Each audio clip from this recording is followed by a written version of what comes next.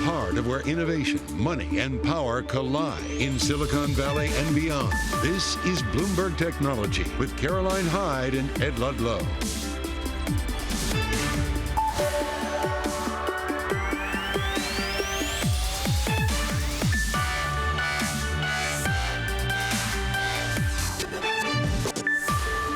I'm Caroline Hyde at Bloomberg's world headquarters in New York. And I'm Ed Ludlow in San Francisco. This is Bloomberg Technology. Coming up, the race to regulate artificial intelligence. It's underway in Washington. That's as OpenAI CEO Sam Altman lays out the benefits and the risks to senators. And the CEO of Andreessen-backed Hippocratic AI joins us in studio to discuss their generative AI healthcare tech. And X, the parent company of Twitter, has made its first acquisition, a tech talent recruiting service called Lasky. We discuss why. First, foremost, let's get to these markets, because once again, we're actually seeing big tech on top. Lackluster trading day, muted as we worry about the debt ceiling. The arguments still abound between left and right. We're seeing NASDAQ 100 up 0.5%. Big tech seen as some sort of haven at the moment. We'll talk about the individual names with Ed, but all country world index, as I show, the world is more down pat on markets at the moment. Bank of America really showing how much risk aversion there is coming from traders at the moment. And we're seeing down by 0.3%, people not wanting to add to the stock market right now across the world. We're seeing 10-year yield actually up 6 basis points. Even as we see in the individual retail data coming out showing you and I are still willing to spend in this inflationary data, it seems as though some of that Federal Reserve speak coming from Loretta Mester, from Barkin, seem to be hinting, look, that they're still all eyes on inflation. Let's have a look at what's happening in terms of Bitcoin as well, because the dollar is outperforming. That means Bitcoin's on the downside. We're off by about a percentage point in the day, still languishing around 27,000. But Ed, dig into some of the big movers, because there are points to the upside from big tech today. It's like a market that's treading water when you think about the macro, but when you think about the micro, there are some stories out there. Tesla up 1.6%, the AGM after the bell today. But Bloomberg reporting overnight, according to sources, Shanghai is moving towards trial production of an updated Model 3. That's supporting the stock. Baidu, speaking of China, also up 3.3%. Strong earnings, a beat on the top and bottom line. It's like a post-Chinese New Year rebound, a reopening of that economy, and it is boosting China tech. We get Alibaba later in the week, so we're going to continue to watch China tech, especially the US-listed shares of those names. AI. AI is everything. I just put a Twitter out there on video. All it said was AI is everything. And then if you look at equity markets, we've discussed and we looked at all the column inches dedicated to how a lot of the momentum in the start of 2023 originates from investor enthusiasm for AI. Amazon and Alphabet, parent of Google, both big movers to the upside, both big points gainers on the NASDAQ 100. We'll give you the details on why later in the show, but Bloomberg reporting that if you look at the signs, Amazon might be bringing a ChatGPT-style bot to Amazon.com, which is something we've been waiting for. But that's what the talk is about this Tuesday morning, artificial intelligence. It is, and how to regulate it. And right now, Sam Altman, the CEO of OpenAI, really telling lawmakers on Capitol Hill about perhaps steps necessary to put in place rules around AI. Technology, he says, is so powerful that he's worried it could have repercussions, quote, at a level far beyond anything we're prepared for. He also said, look, it's going to change the labor market. Take a listen. GPT-4 will, I think, entirely automate away some jobs, and it will create new ones that we believe will be much better. Pleased to say we've just pulled out of that hearing Anna Edgerton, who's been really listening in to not just Sam Altman, but we've also heard from representatives from IBM who, well, we know that IBM's already saying they're cutting their back office staff most likely because of AI, and scientists are represented too. What's the key takeaway thus far? It really has been all focused on regulation. You have Sam Altman of OpenAI and Christina Montgomery, the Chief Privacy and Trust Officer for IBM, almost pleading with lawmakers to regulate this space. They want guardrails and they want certainty to protect against the most dangerous abuses of this powerful technology. And we hear it from the senators themselves. They say, we know this is a space that needs new rules, but they are the first to recognize that Congress has not been able to regulate the technology we already have. Social media has been a big failure for the U.S. Congress, and they are looking to do a better job as they learn more about artificial intelligence.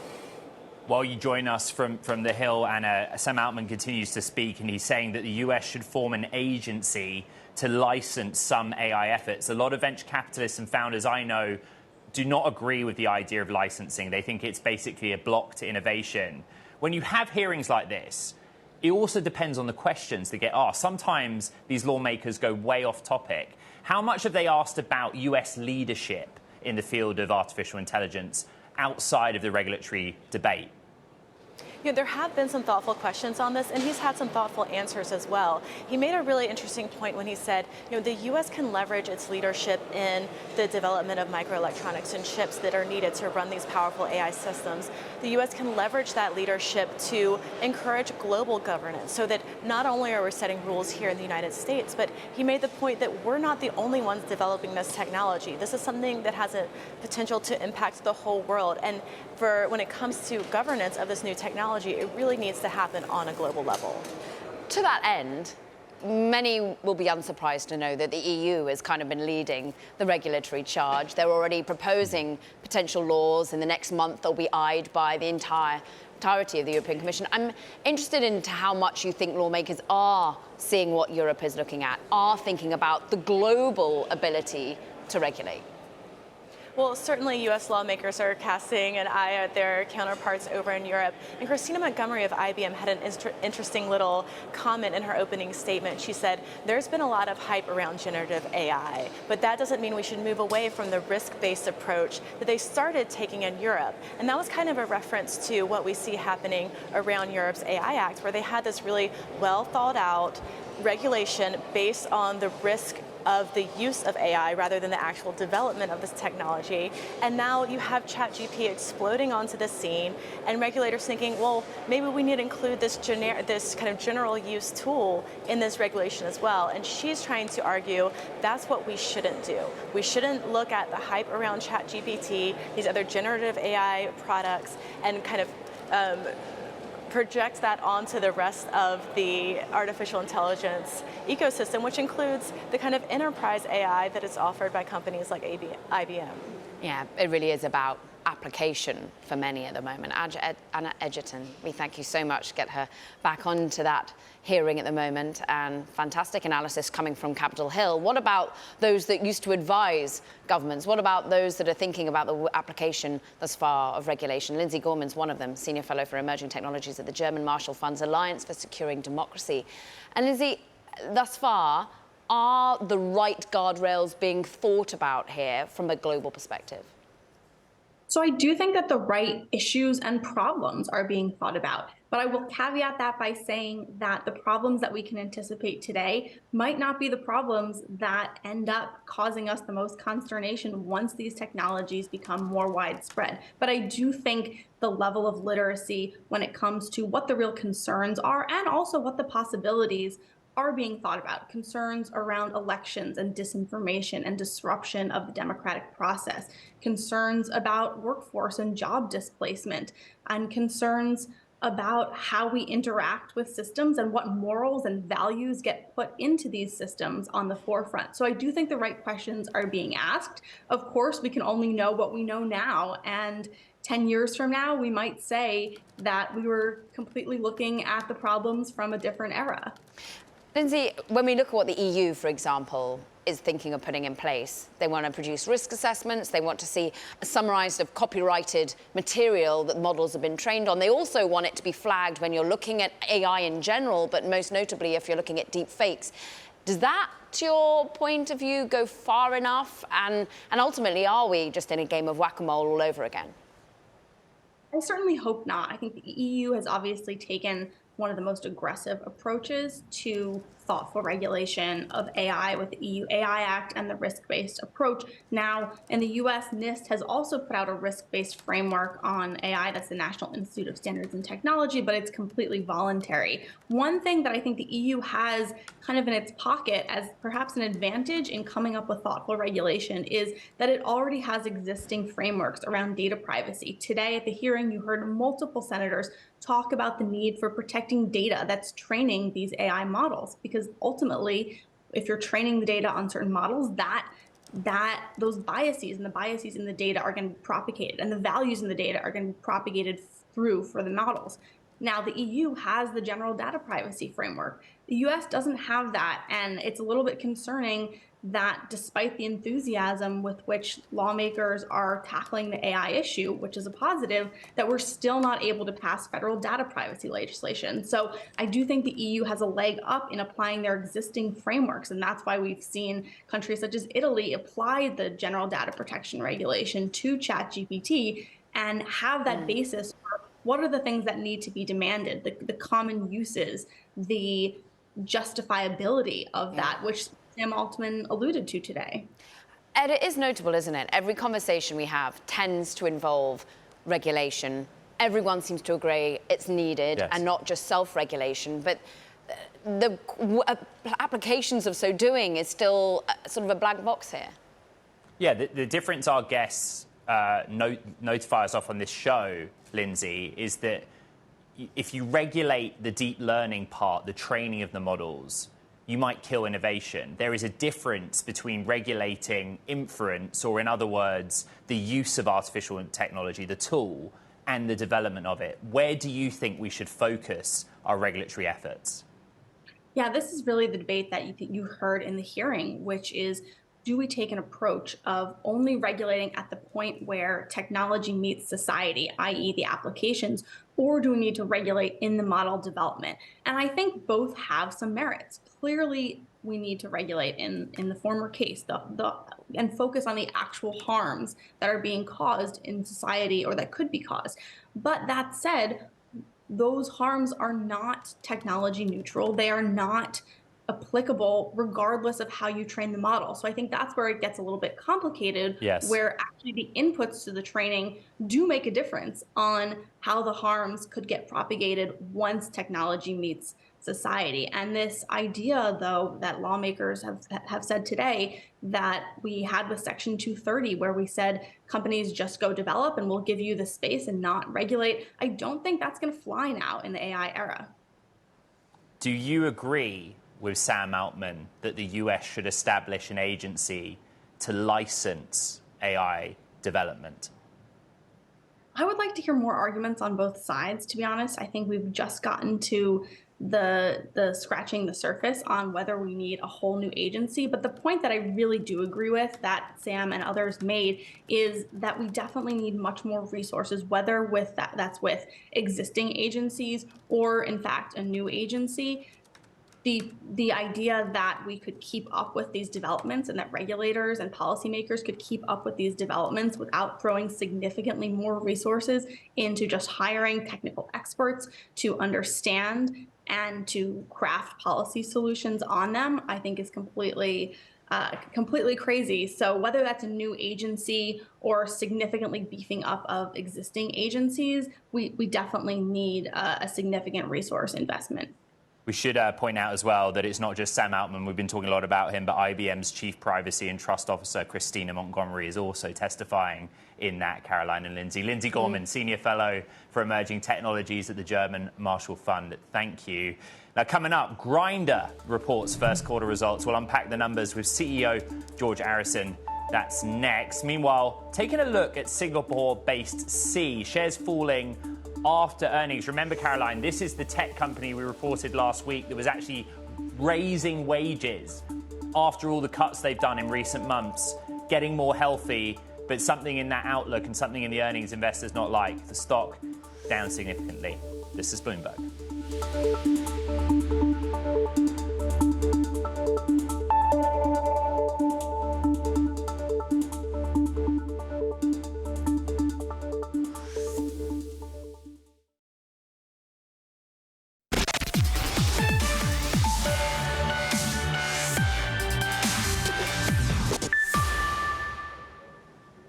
Grindr reporting first quarter earnings with revenue of $55.8 million, up from $43.5 million a year earlier, around 28% gain year on year. Still, shares down after reporting a net loss of $32.9 million. Let's bring in Grindr CEO George Arison for more. So kind of growth on the top line, and I think actually a decline year on year on the bottom line, or an EPS.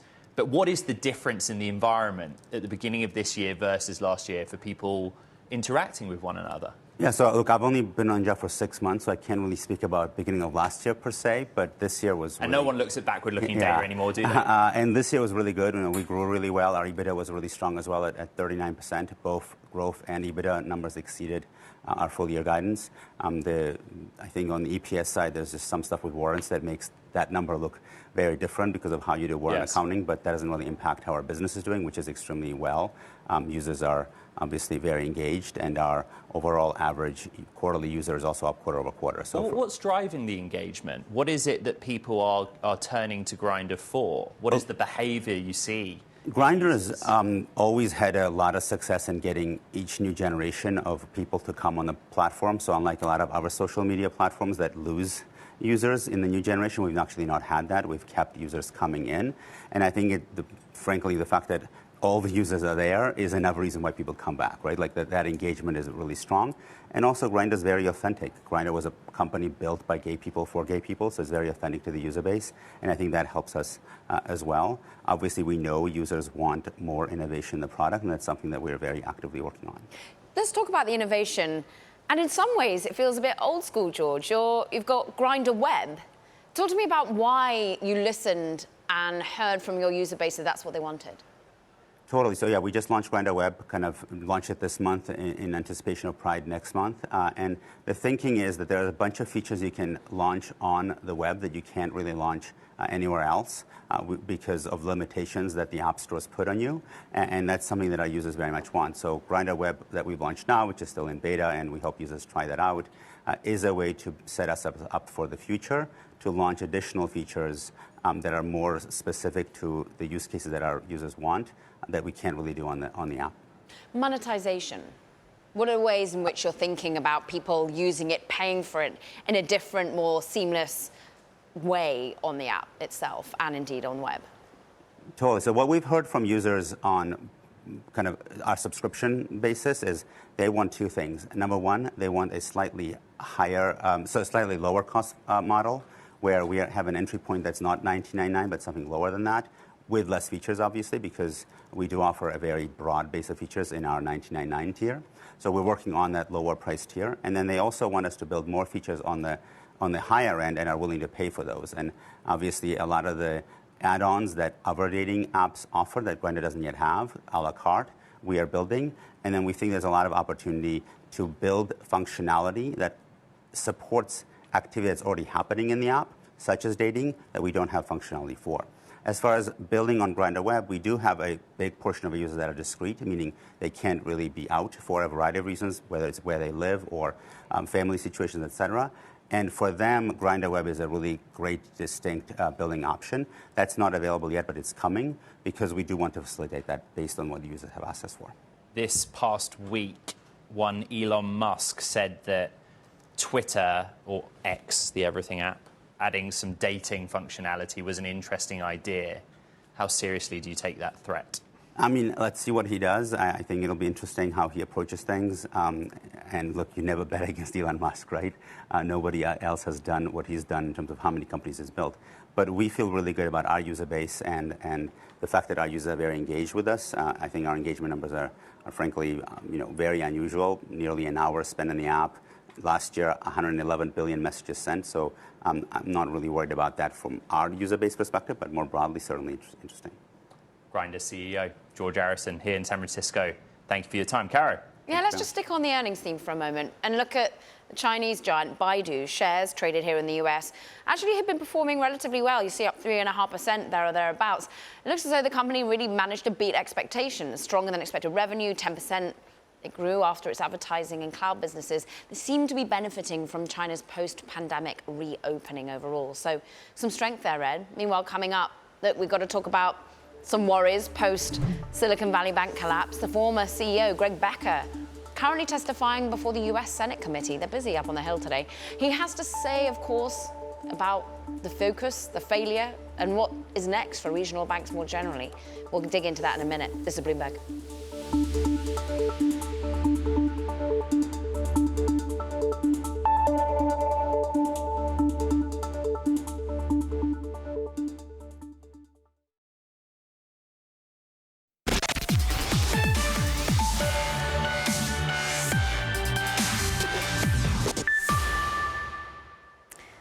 We, of course, are dissecting everything that has been happening across in Washington. Not only the AI focus of Sam Altman, but Silicon Valley Bank focus, Greg Becker. He's been testifying in front of the Senate Banking Committee today, blaming social media, in fact, for the bank's collapse. Let's dive deeper into it all with our one and only Sonali Basak. And Sonali, he's going to have a tough crowd. What ultimately do you think he's saying? Is it landing the way he hopes it to, do you think? What is interesting among the lawmakers here is you're hearing kind of two sides of the story. One is a set of lawmakers that are extraordinarily frustrated by the way SVB was managed and how much Greg Becker was paid. He declined to say whether he would give back some of his bonuses as a result of the bank's failure and the ultimate, blamed mismanagement. There's a sense here also among a separate set of lawmakers that believe that a lot of this was brought on by the Fed's mismanagement, as well as the fast rise in interest rates. You heard some lawmakers really attack the Biden administration here and the inflationary environment that had led to these interest rates. Shock horror. It's becoming bipartisan? It is becoming certainly very, very, very political on top of. And we know also for its own worth here, we know that Fed officials are also being grilled in Washington this week, and they have also outlined some series of their own failure of oversight for some of these firms as well, and the FDIC. Of course, Sonali, we have been listening into that hearing. Let's take a listen to just some of what Greg Becker had to say. I believe that SVB's failure was brought about by a series of unprecedented events. Despite stark differences in our business models, news reports and investors wrongly lumped SVB and Silvergate together. Rumors and misconceptions quickly spread online, culminating on March 9th with the first ever social media bank run, leading to $42 billion in deposits being withdrawn from SVB in 10 hours, or roughly $1 million every second. He claims different factors, SVB, Silvergate, but did we hear any sort of admission, Sonali, quickly on him taking responsibility for what happened? I don't think he took responsibility for all of it, and I think that's the important part here. Remember, this idea of a social media-fueled bank run, there's a lot still to be understood about how that happened. Because remember, every bank CEO across the country and every private equity firm trying to back them is now having that same question. Can this happen again? That's why these hearings are still so important, because what kind of changes need to be made to the banking system coming out of this, beyond the politics that we're obviously seeing play out today. All right, Bloomberg Sonali Basak on the Wall Street beat, but a story that really hit here, the heart of Silicon Valley. Coming up, startup Hippocratic AI raising $50 million to power bots in the healthcare system. Our exclusive interview with CEO Monjal Shah next. This is Bloomberg.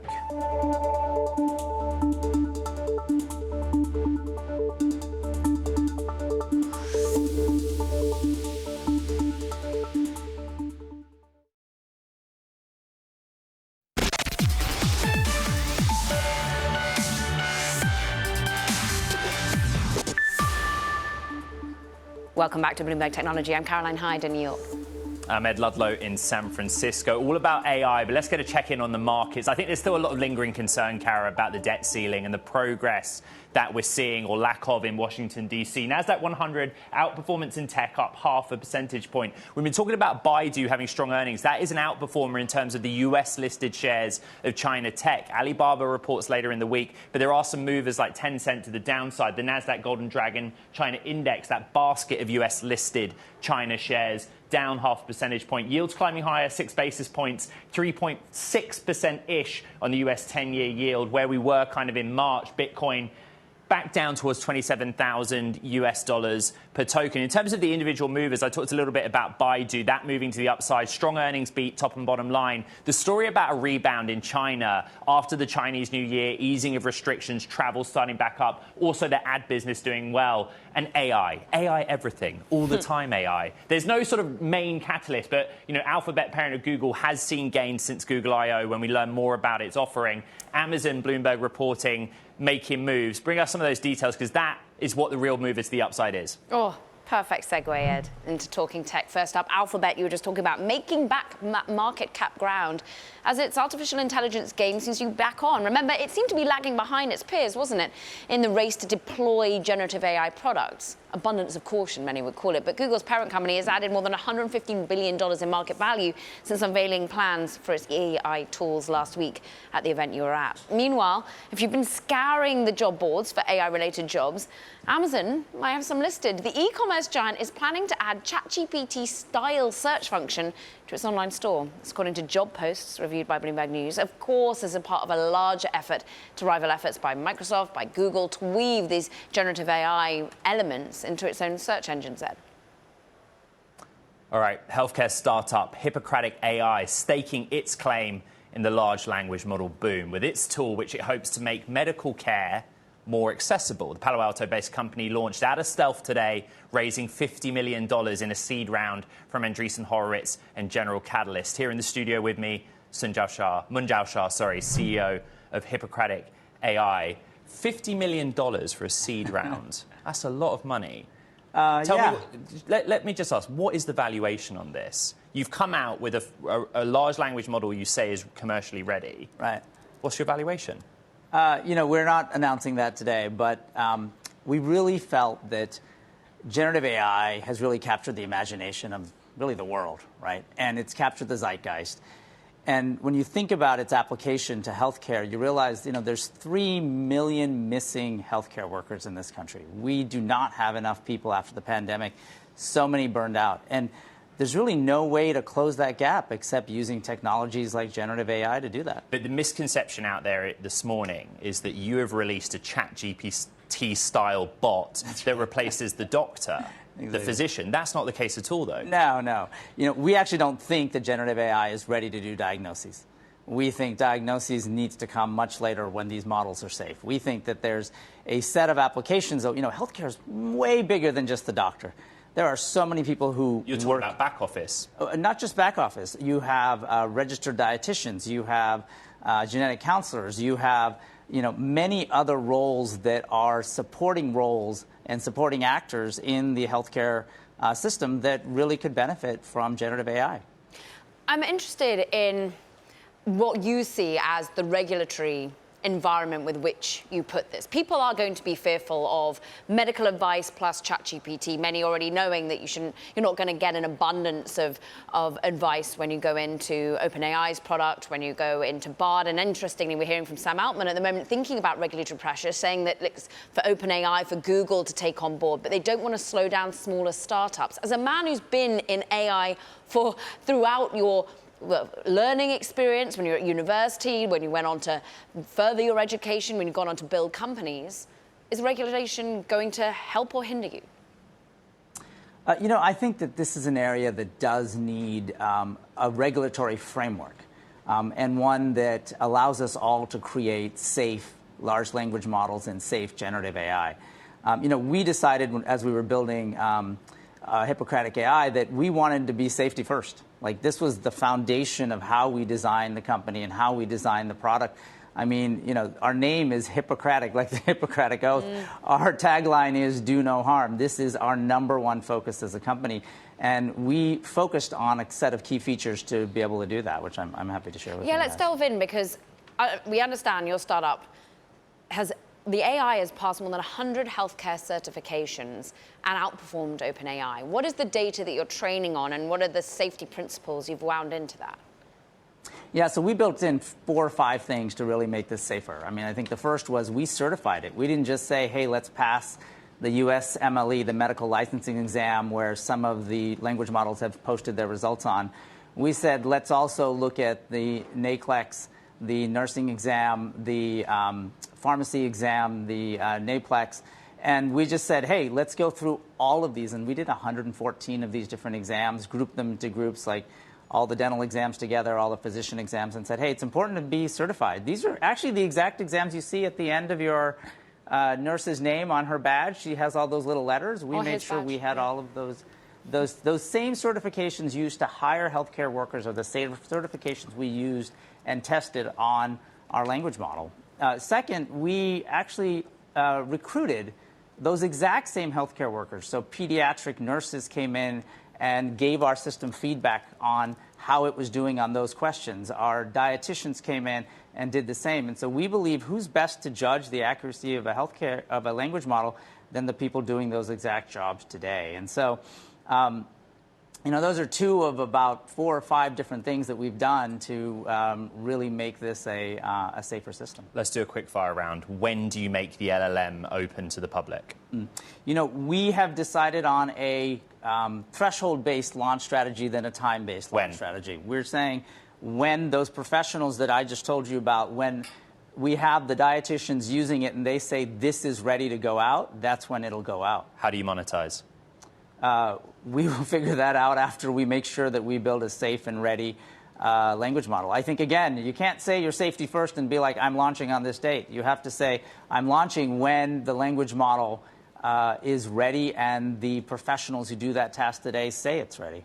Munjal, you said, and I'm sure you didn't, it was a sort of a comment that just comes out, but you said nurses, she.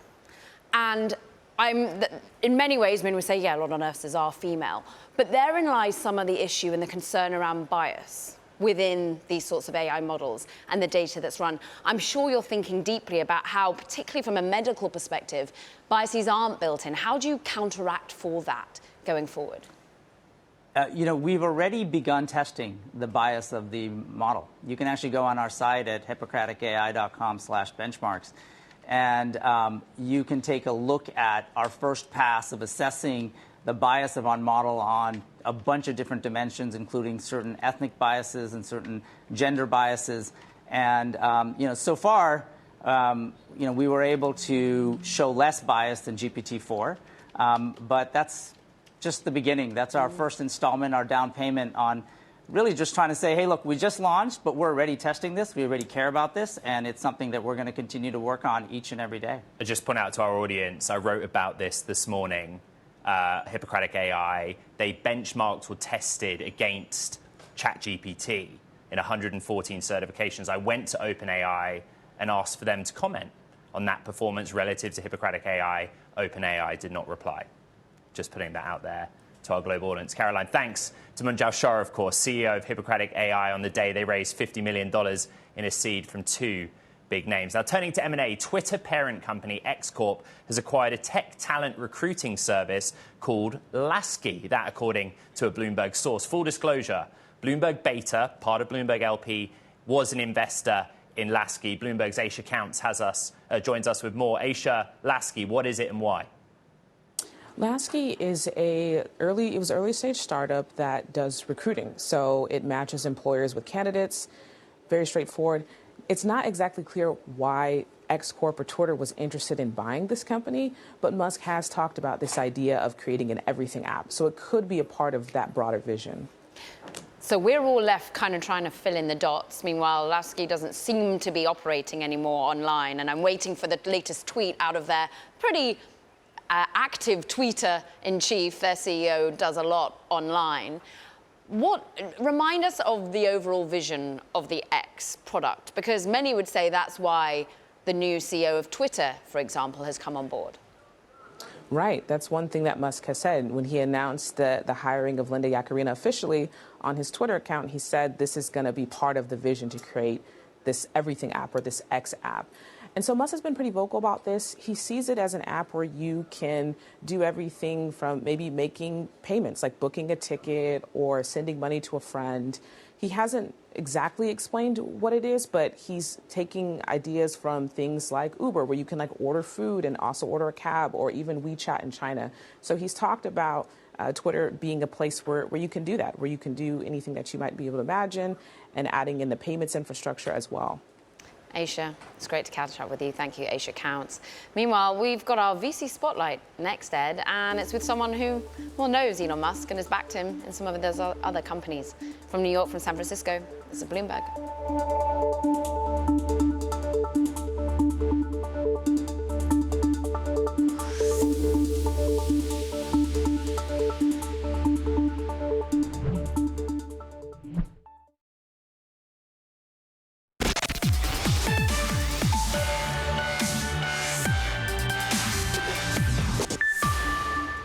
The last 10 years financial services has seen an extraordinary change. The advent of digital banking, mobile banking, and all of the technology-enabled services that we've now come to consider to be table stakes. The next 10 years is going to take that technology impact and expand it exponentially. There are enablers to that, but the primary driver is going to be related to the deployment of artificial intelligence. Former JP Morgan executive Blythe Masters there, speaking about the big innovations that will reshape fintech space in particular, but actually every industry when it comes to AI. Let's bring in Andrea Limari from Manhattan Ventures Partners for more on the world of investing, the world of, well, in fact, your own portfolio is fascinating. Discord, of course, many ways AI-driven, but Klarna, one of those companies, a fintech business that's already used a ChatGPT plugin, an OpenAI plugin. How are you thinking about the ethical way in which these companies do adopt and let this generative AI run loose on their own proprietary data? Thanks, Caroline. So overall, we are really thinking about generative AI as a tool for good, but what it's showing to be is that companies are learning so much more about their consumer base and allowing their consumers to spend time showing trends in a much more vulnerable way, which we find fascinating. The way that Klarna is engaging with their customers on a new level and a way that they're gathering the data to prove that there are ways to use and harness the data to really provide better products and services to consumers from a lending perspective and then from a spend perspective. And it seems as though consumers are really engaging with the AI in a way that just seems so much more real and authentic than they ever have. If financial conditions are getting tighter and it's hard out there for founders, are venture capitalists being pushed into making AI-related investments that in any other economy or environment they just wouldn't normally make because of all of the hype? Overall, what's so interesting about the VCs in the space making AI bets is that so many companies were already utilizing AI functionality as a way to harness data and then use insights of that artificial intelligence data to build better products. But what's funny is that VCs today are having a hard time determining what's actually going to make money at. So some of these companies are really taking a push towards open sourcing the technology versus actually making it a repeatable subscription-based business. And I think that's the big debate within VC world is what's going to actually make money.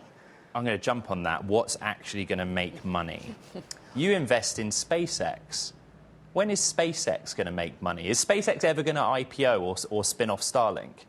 Well, overall, SpaceX does have a lot of cash, and they do make money by way of the Starlink spaceships and satellite services, because overall what's fascinating is a lot of people across the world, now that it's in every continent, are spending money on Starlink, and it's generating a ton of revenue. But what we do think is that Starlink is big enough as a business that they could spin it off eventually, right? And I do see an independent IPO.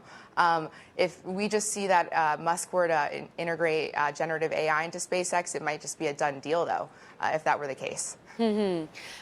Talk to us a little bit about tomorrow's IPOs today, which is what Manhattan Ventures Partners' sort of tagline is. You're all about the secondary market in many ways, and just what is the secondary market like for an Elon-backed company? I mean, whether it be the vision of X, whether it's SpaceX, or whether it's any of the companies you have in your portfolio right now. Are people willing and able and wanting to buy in the secondary market? So right now, it is absolutely fascinating because you're getting to see that the secondary market is driving the true value of every single private company.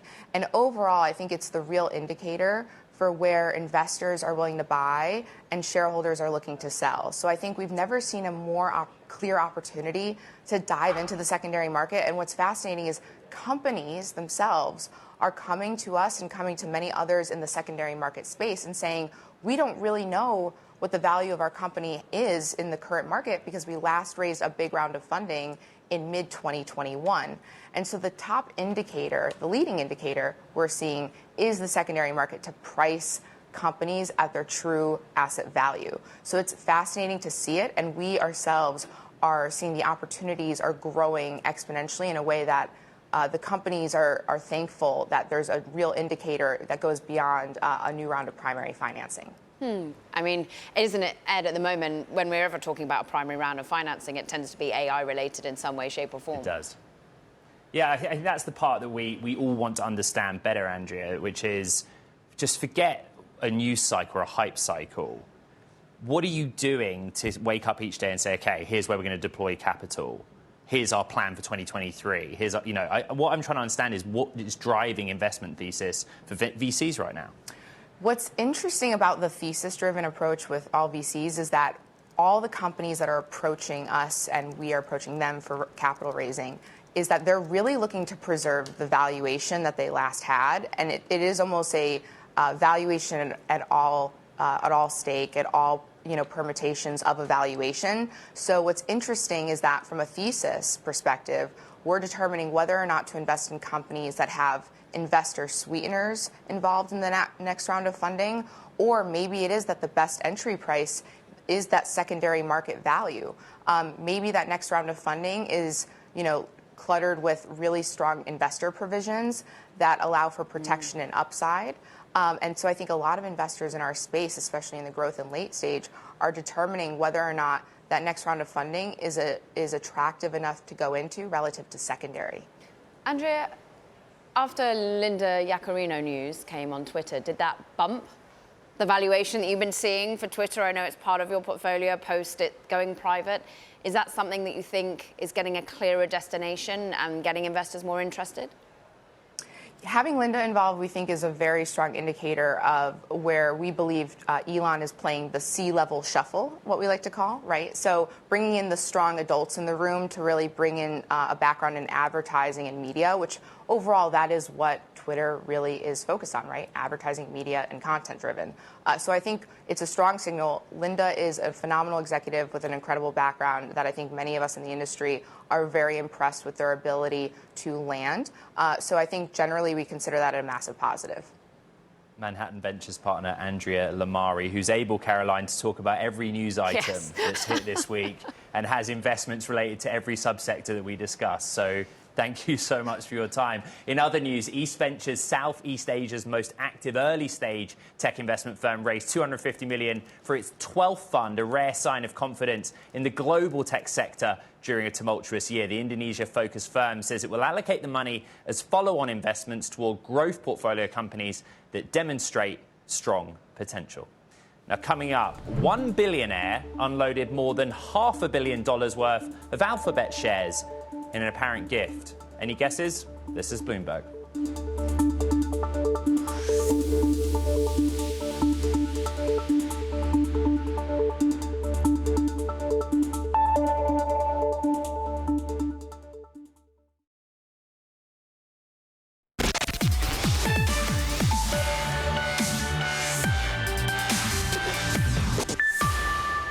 Going viral, Ed, is the unusual gift from Google co-founder Sergey Brin. In a filing that we saw Monday, it shows that he gifted Alphabet shares worth $600 million last Thursday. It's actually kind of unclear who's got the 5.2 million shares. We, of course, know that it could be perhaps to charity or to a trust or another financial instrument. But ultimately, this is on a week where Brin and his co-founder Larry Page saw their wealth surge a combined $18 billion. And we know why. It's all because of AI. Yeah, look, it all comes out of momentum from Google I/O, where we finally understood how Alphabet takes its competence and puts it into its tools.